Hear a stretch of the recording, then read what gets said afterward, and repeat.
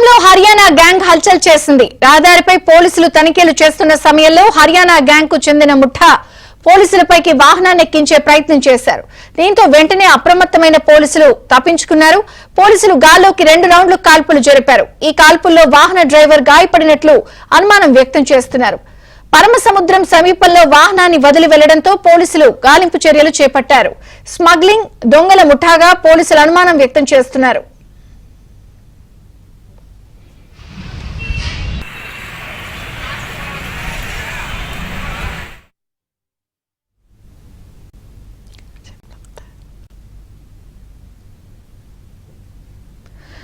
కుప్పంలో హర్యానా దొంగల ముఠా గ్యాంగ్ హల్చల్ చేసింది. వాళ్లు తప్పించుకుని పారిపోయారు. గాలింపు చర్యలు చేపట్టారు. వివరాలు మనోహర్ అందిస్తారు. మనోహర్,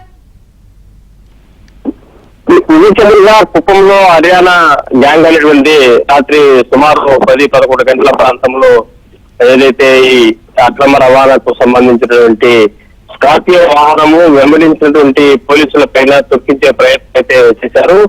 కుప్పంలోని వ్యవసాయ మార్కెట్ సమీపంలో ఈ ఘటన అయితే చోటు చేసుకోవడం జరిగింది. అయితే ఈ ఘటన నుంచి తప్పించుకోవడానికి పోలీసులు గాలిలోకి 2 రౌండ్లు కాల్పులు జరిపినటువంటి పరిస్థితి. దీంతో ఆ వాహన డ్రైవర్ తీవ్రంగా గాయపడినట్లు సమాచారం. దీనిపై పోలీసులు అయితే విస్తృతంగా గాలింపు చర్యలు చేపట్టారు. థాంక్యూ మనోహర్.